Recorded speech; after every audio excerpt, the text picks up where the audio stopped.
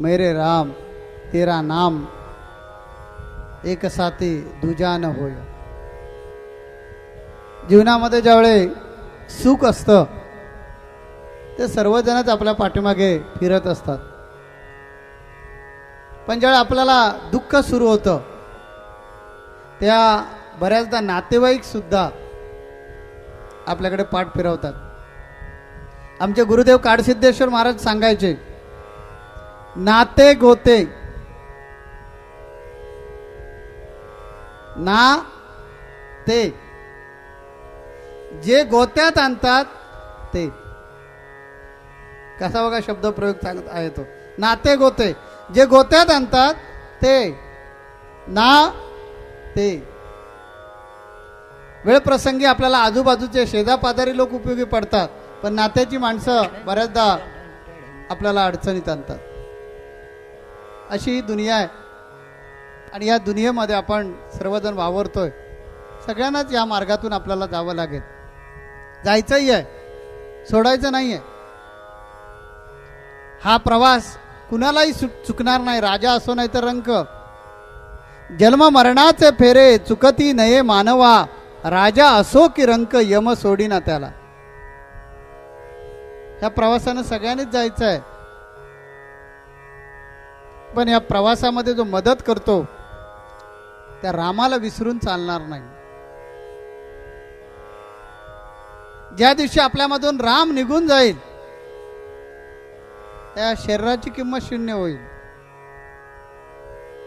मग हा आगडबंब देह ज्याचे आपण चोचले केले, काही जण इतकी प्रचंड माया जमा करून ठेवतात, इतकी प्रचंड संपत्ती जमा करतात, पैशात जरी खानदान जाळलं तरी पैसे उरतील, ही माया सुद्धा उपयोगी येत नाही. संपत्ती, बायको, मुलं सगळे इथंच राहणार आहे. जोपर्यंत राम आहे या शरीरामध्ये तोपर्यंतचे शरीर आणि या शरीराचे गमजे, मोठेपणा, मान अपमान, ज्या दिवशी या शरीरातून राम खाली उतरेल त्यावेळी फक्त 3.5 हात जागा पुरेशी आहे. समाजामध्ये सुद्धा रामाची आवश्यकता आहे. बघा, इतके राजे होऊन गेले, पण कोण कधी असं म्हणत नाही की आमच्याकडे कृष्णाचं राज्य आलं पाहिजे, आमच्याकडे परशुरामाचं राज्य आलं पाहिजे, वामनाचं राज्य आलं पाहिजे, राम राज्य आलं पाहिजे. कारण त्या रामाकडून बरंच काही शिकण्यासारखं आहे. राम ही व्यक्तिरेखा एक जगाला आदर्श देते आणि म्हणून तो जोपर्यंत आहे तोपर्यंत जग आहे असं म्हटलं तरी अतिशयोक्ती ठरणार नाही. कारण रामाचे संस्कार घेऊन आपण पुढे गेलं पाहिजे. तसं पाहायला गेलं तर आपण प्राणी आहोत. 84 लक्ष योनीतला एक प्राणी. त्या प्राण्यावर संस्कार करून त्याला माणसळवलं की त्यात माणुसकी नावाचा धर्म जन्माला येतो, त्यात माणुसकी नावाची चीज जन्माला येते आणि मग तो माणूस माणसासारखा वागू लागतो. आणि म्हणून साधू संतांची निर्मिती आहे. साधू संतांनी तेच करायचं की आपल्याला सुसंस्कारित बनवायचं. आपल्याला बुद्धी नाही असं नाही, परंतु आपल्यामध्ये विवेक जो आहे तो जागृत करायचा. आपल्यामध्ये विवेकी बुद्धी कशी विकसित होईल हे साधू संतांनी पाहिजे. आमच्या धर्माचे अनेक तत्व आहेत. धर्मक्षेत्र नाणीच धाम या मासिकामधून मी ती देतोय. बऱ्याच जणांना, आज मुसलमानांना विचारलं तुमच्या धर्माचं तत्व काय, लगेच पुढे येऊन मुसलमान सांगतात आमच्या धर्माची ही तत्व. बौद्ध धर्मीयांना विचारलं तुमच्या धर्माचं तत्व काय, तो लगेच सांगणार अहिंसा हे आमचं तत्व आहे. ख्रिश्चनांना विचारा तुमच्या धर्माची तत्व काय, लगेच सांगता येतात. पण दुर्दैव आहे की आमच्या हिंदू धर्मीय लोकांना, बरेच जणांना आपल्या धर्माची तत्व काय तीही माहिती नाही. आणि म्हणून धर्मक्षेत्र नाणीच धाम या नावाचं आम्ही मासिक सुरू केलंय आणि त्याच्यामध्ये धर्म, संस्कृती आणि अध्यात्म या 3 विषयावर लिखाण करतोय आम्ही. दर महिन्याला 52 पानाचा हा अंक आपल्या पुढ्यात ठेवतोय आणि त्यामध्ये हा कटाक्ष पाळलाय की लोकांना आपला धर्म समजणं आवश्यक आहे. आपल्या धर्माची तत्व आहेत शरणागताला अभय देणं.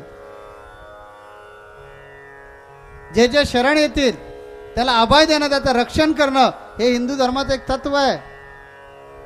सत्य, हिंदू धर्म सत्यावर नेहमी विश्वास ठेवतो. हिंदू धर्मियांचं म्हणणं आहे सत्याचा विजय नेहमीच होतो, फक्त उशीर लागतो. दया हे हिंदू धर्माचं तत्व आहे. क्षमा हे हिंदू धर्माचं तत्व आहे. परोपकार हिंदू धर्माचं तत्व आहे. सहिष्णुता हे हिंदू धर्माचं तत्व आहे. अशा अनेक तत्वाने हा हिंदू धर्म मडलेला आहे, जडलेला आहे. ही तत्व आपण हिंदू धर्मीयांनी अंगीकारली पाहिजे. या धर्माचं कौतुक आहे. ज्या ज्या वेळेला या धर्माची मुलं अडचणीत येतात त्यावेळी देव स्वतः धावून येतात. आणि म्हणून दशावतार झाले. भगवान विष्णू स्वतः धावून आले. त्यांनी कधी आपला पुत्र नाही पाठवला, त्यांनी कधी आपला प्रेषित नाही पाठवला, ते स्वतःच येतात. गीतेमध्ये त्यांनी वचन दिलंय, यदा यदा हि धर्मस्य ग्लानिर्भवति भारत, की ज्या ज्यावेळी धर्माला ग्लानी येते तेव्हा मीच येतो वेगळ्या फॉर्म मध्ये, आणि मीच धर्माला सावरतो. देव चराचरात आहे. तुम्हाला एक दृष्टांत देतो म्हणजे कळेल. एकदा स्वामी विवेकानंदांना वेगळ्या ग्रंथांचं पारायण केल्यानंतर, वेगळे ग्रंथ वाचून झाल्यानंतर स्वामी विवेकानंदांच्या मनात आलं की या चराचरामध्ये देव आहे का. गुरुनी सांगितलं, शास्त्रांनी सांगितलं, पण आपण अनुभव नाही घेतलेला. आपण अनुभव घेतला पाहिजे. आणि म्हणून स्वामी विवेकानंदाने असं ठरवून टाकलं, अन्नप्राशन करायचंच नाही. जर या चराचरामध्ये देव असेल, देव सर्वांची काळजी घेतो असं आम्ही ऐकलंय. त्यामुळे जर या चराचरात देव असेल तर पाहूया, तो येऊन मला माझ्या मुखामध्ये अन्नाचा घास घालेल. त्याने संकल्पच केला. स्वामी विवेकानंदांनी संकल्प केला की म्हणाले, हे परमेश्वरा, तुम्ही आज जर खरंच चराचरात असाल तर तुमची प्रचिती दाखवा. आणि अन्नपाणी वर्ज्य केलं. आणि एका पिकअप शेडमध्ये, गावाच्या ठिकाणी जी पिकअप शेड असते की त्या पिकअप शेडमध्ये सगळेजण उभे राहतात, जेणेकरून गाडीतून जाणं येणं सोपं जातं. तिथे येऊन त्याने मुक्काम ठोकला. एक दिवस झाला, देव काय आलाच नाही. दुसरा दिवस झाला, तरी सुद्धा देव आला नाही. अन्न नाही, पाणी नाही, सगळे विधी बंद करून टाकले स्वामी विवेकानंदाने. काही नाही, प्राण गेला तरी हरकत नाही, पण उठायचं नाही म्हणजे नाही. बघूया, चराचरात देव आहे, तो सगळ्याच्या जर प्रसंगाला धावतो असं शास्त्राने, असं वेदानं प्रमाणित केलेलं आहे, तर त्याचा अनुभव मला आलाच पाहिजे. 2 दिवस झाले, तिसरा दिवस झाला, चौथा दिवस झाला. आता स्वामींच्या पायामध्ये, हातामध्ये कंप सुटला. भुकेनं व्याकुळ झालेलं आहे. एक मन म्हणत होतं, नाही आपला प्राण जाईल, आपण जेवलं पाहिजे. पण दुसऱ्या मनानं अगदी दृढ निश्चय केला होता, काही झालं तरी हरकत नाही, पण देव आहे किंवा नाही हे पाहायचं म्हणजे पाहायचं. 5वा दिवस झाला, 6वा दिवस आला, आणि शेवटी 7व्या दिवशी स्वामी विवेकानंदांच्या अंगामध्ये त्राणही राहिलं नाही उभं राहायचं. आणि ते असे पडूनच होते. प्राण कासावीस झाला होता, तोंडाला कोरड पडली होती, आणि आता प्राण जातो की काय इतकी परिस्थिती निर्माण झाली.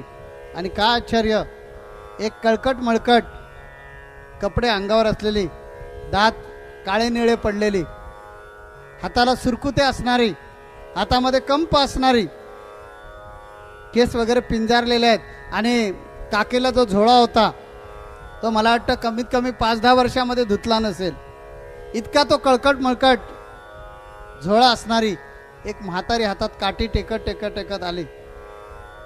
स्वामी विवेकानंदांजवळ आली. आपल्या झोळीतनं भाकरीचा एक शिळापाका तुकडा काढला आणि थरथरत्या हातानं स्वामी विवेकानंदांच्या तिने मुखात घातलं. डोक्यावरून हात फिरवला आणि तिने सांगितलं, बाळा अशी कठोर परीक्षा देवाची पाहायची नसते रे. देव सुद्धा ताबडतोब प्रसन्न होत नाही. आणि ती अदृश्य झाली. मग स्वामी विवेकानंदांची खात्री पटली की भिकारणीच्या रूपामध्ये जो आला तो दुसरा तिसरा कोणी नव्हता, तो भगवंतच होता. त्याच्यावर पूर्ण भार टाकावा लागतो, त्यावेळी तो आपली ताकद दाखवतो. मनी नाही भाव, देवा मला पाव, तर नाही पावणार. देव बाजारातला भाजीपाला नाही. आत्ताच्या आता तू देव आहेस तर दाखवलं पाहिजे, अजिबात नाही. तो तुमची श्रद्धा पाहणार, तुमची निष्ठा पाहणार. 6-7 दिवस झाले, भूक लागलेले, हातापायामध्ये त्राण नाही, आता आपण मरणार अशी खात्री झालेली असताना सुद्धा स्वामी विवेकानंदांनी हट्ट सोडला नाही. म्हणून देव प्रसन्न झाले आणि त्याने मी या चराचरात आहेच ह्याची खात्री पटवून दिली.